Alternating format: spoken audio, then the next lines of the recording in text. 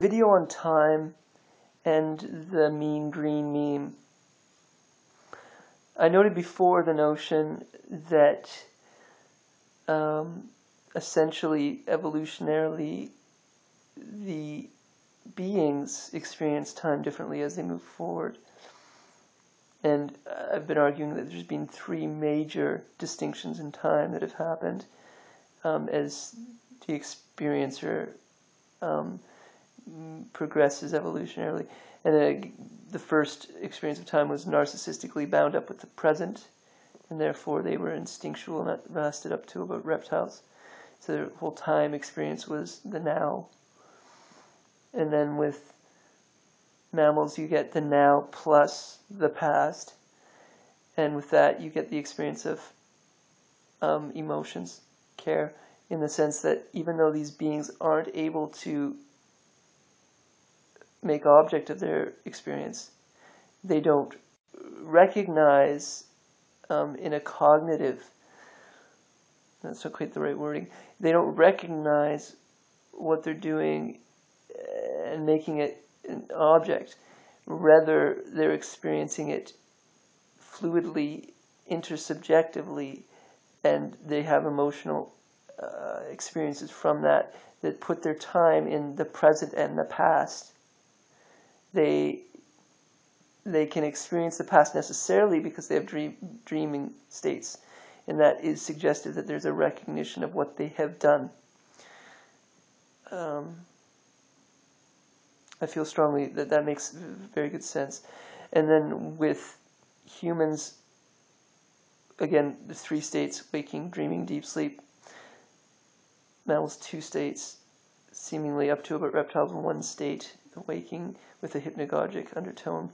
And humans, this capacity for deep sleep, this capacity to make object of things, that goes from making object of their physiological self, which other animals can do, to making object of the emotions, which is sort of the purple meme. And then from the red meme up, we're making object of our mind concretely, initially, and then more fluidly as we move up in the stages, and then making radical mental maps in the more integral stages that actually can hold theories of everything like this. So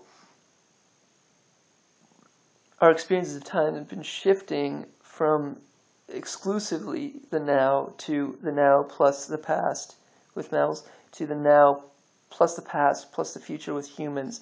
It is exactly our ability to make object of things that allows us to, quote-unquote, see into the future.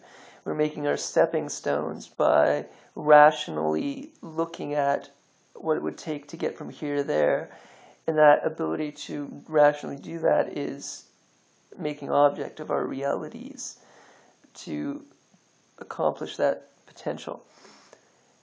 And the fourth state of time, I am fairly confident now, is a bundle of those three. And, well, how confident, I don't know how you can actually be, but it makes a fair bit of sense that it would be the understanding of how these times integrate as follows. We have been building an evolutionary map of existence. And this whole map is like an expression of our past. We get to see in a glance, that is to say, depending on how deep our map goes and our understanding of it, a glance of our past.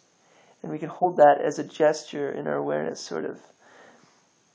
That's like a whole experience, in the lineage of it and how it all connects together is now available to us, and through things like the internet, when the first time ever, when all the information's been put on the table. And then also, what follows from that is not only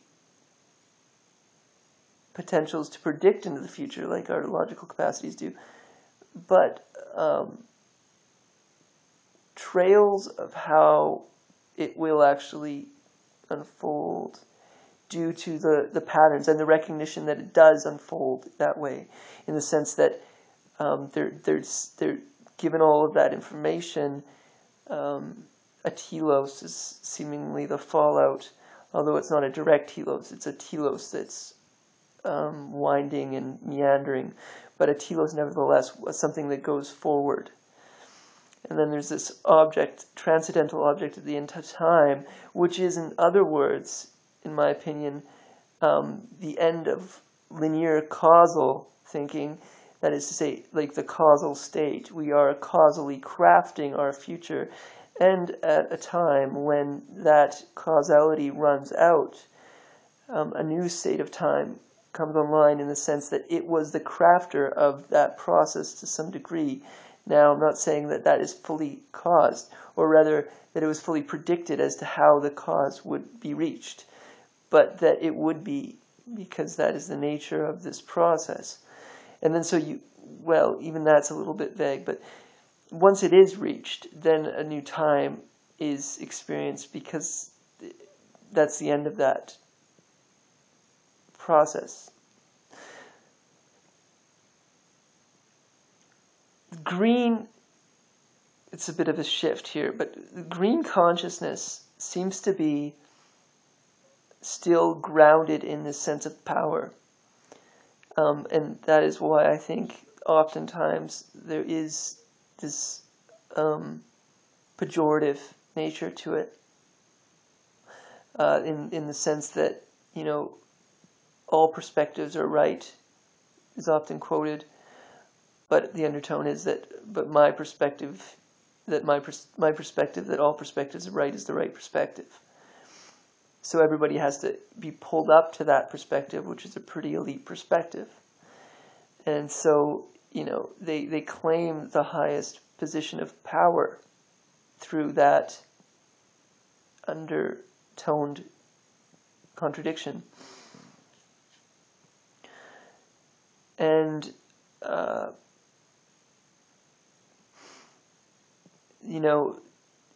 it's nothing really wrong with it. It's just what it is, I think.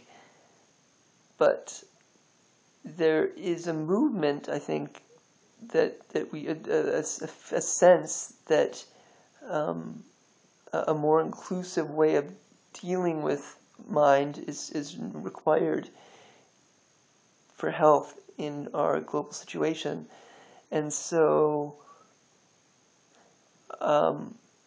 this sense of the power of that whole first tier is necessarily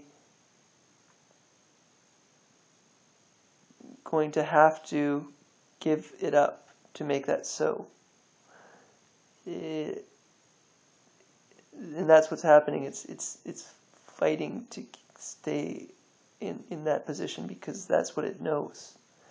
And so the whole power perspective, which I'm calling, in spiral dynamics, which is from beige to green, the power tier, which really does only come online in red when it self-recognizes what it's doing. And it was a necessary and good process, but it is, I think, that is the sense of time that's bound up with it, and experience, because it is power to drive oneself to the directed goal for oneself, when in actuality you see that we have to do this together. And so a boundedness of all of our perspectives, and a community movement of time, or something. Part is not making sense, but co-crafting how we're going to move into the future in a more democratic way, in a certain sense, but a way that still allows the most complex vision to unfold, is required in some regard to keep things healthy. And that's just not happening yet, but be well.